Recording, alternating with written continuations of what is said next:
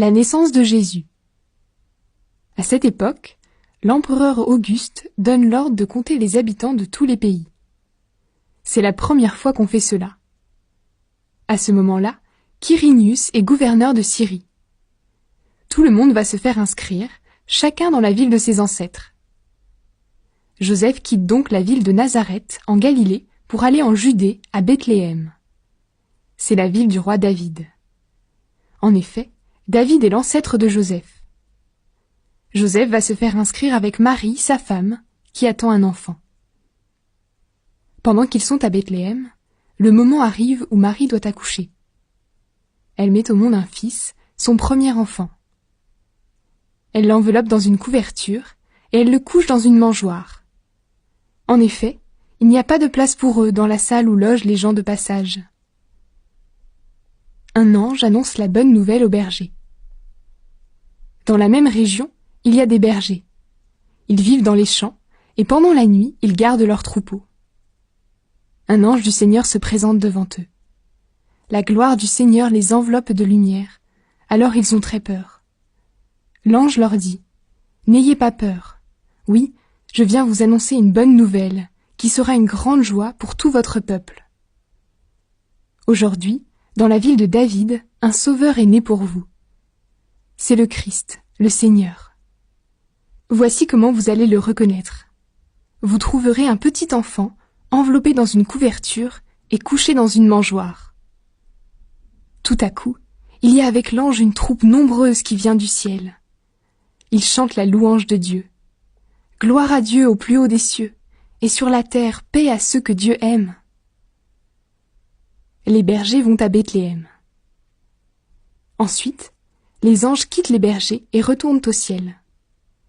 Alors les bergers se disent entre eux : « Allons jusqu'à Bethléem et voyons ce qui est arrivé, ce que le Seigneur Dieu nous a fait connaître. » Ils partent vite et ils trouvent Marie, Joseph et le petit enfant couché dans la mangeoire. Quand ils le voient, ils racontent ce que l'ange leur a dit sur cet enfant. Tous ceux qui entendent les bergers sont étonnés de leurs paroles. Marie retient tout ce qui s'est passé. Elle réfléchit à cela dans son cœur. Ensuite, les bergers repartent. Ils rendent gloire à Dieu et chantent sa louange pour tout ce qu'ils ont vu et entendu. En effet, tout s'est passé comme l'ange l'avait annoncé. La circoncision de Jésus. Une semaine plus tard, c'est le moment de circoncire l'enfant. On lui donne le nom de Jésus. C'est le nom que l'ange a indiqué à Marie avant qu'elle soit enceinte. Marie et Joseph vont présenter Jésus au temple. Après cela, le moment arrive où Marie et Joseph doivent faire la cérémonie de purification, comme la loi de Moïse le demande. Alors, ils amènent l'enfant à Jérusalem pour le présenter au Seigneur. En effet, la loi du Seigneur dit : il faut donner au Seigneur le premier garçon né dans une famille. Marie et Joseph offrent aussi le sacrifice que la loi du Seigneur demande : 2 tourterelles ou 2 jeunes pigeons. Siméon remercie Dieu pour Jésus. À Jérusalem, il y a un homme appelé Siméon. Cet homme est juste et fidèle à Dieu, et il attend celui qui doit être la force du peuple d'Israël.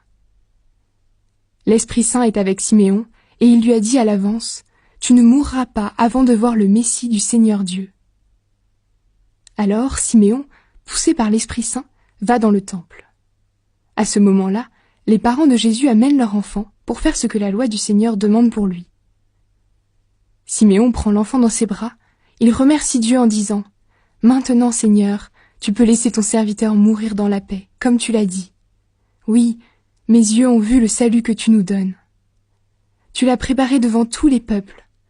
C'est la lumière qui te fera connaître au monde entier. C'est la gloire de ton peuple Israël. » Le père et la mère de l'enfant sont étonnés de ce que Siméon dit de lui.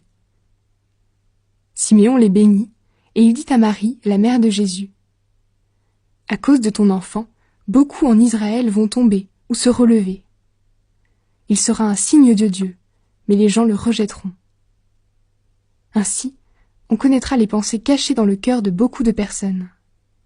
Et toi, Marie, la souffrance te transpercera comme une lance. » Anne remercie Dieu pour Jésus. Il y a aussi une femme prophète qui s'appelle Anne. C'est la fille de Phanuel, de la tribu d'Asser. Elle est très vieille. Elle a vécu avec son mari pendant 7 ans. Puis elle est devenue veuve. Elle a 84 ans. Anne ne quitte pas le temple et elle sert Dieu nuit et jour en jeûnant et en priant. Elle est là en même temps que Siméon et se met à remercier Dieu. Elle parle de l'enfant à tous ceux qui attendent la libération de Jérusalem. Jésus grandit à Nazareth. Quand les parents de Jésus ont fait tout ce que la loi du Seigneur demande, ils retournent en Galilée, à Nazareth, leur ville. L'enfant grandit et se développe. Il est rempli de sagesse et le Dieu d'amour est avec lui. À 12 ans, Jésus va au temple de Jérusalem. Chaque année, les parents de Jésus vont à Jérusalem pour la fête de la Pâque. Quand Jésus a 12 ans, il vient avec eux, comme c'est la coutume. Après la fête, ils repartent, mais l'enfant Jésus reste à Jérusalem et ses parents ne s'en aperçoivent pas. Ils pensent que l'enfant est avec les autres voyageurs. Ils marchent pendant une journée, puis ils se mettent à le chercher parmi leurs parents et leurs amis. Mais ils ne le trouvent pas. Alors, ils retournent à Jérusalem en le cherchant. Le 3e jour, ils trouvent l'enfant dans le temple. Il est assis au milieu des maîtres juifs, il les écoute et leur pose des questions.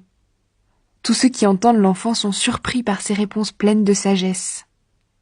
Quand ses parents le voient, ils sont vraiment très étonnés, et sa mère lui dit « Mon enfant, pourquoi est-ce que tu nous as fait cela? Regarde, ton père et moi, nous étions très inquiets en te cherchant. » Il leur répond « Vous m'avez cherché, pourquoi?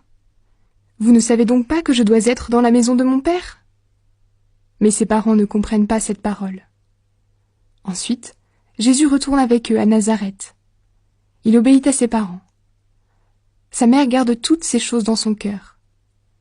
Jésus grandit, sa sagesse se développe, et il se rend agréable à Dieu et aux hommes.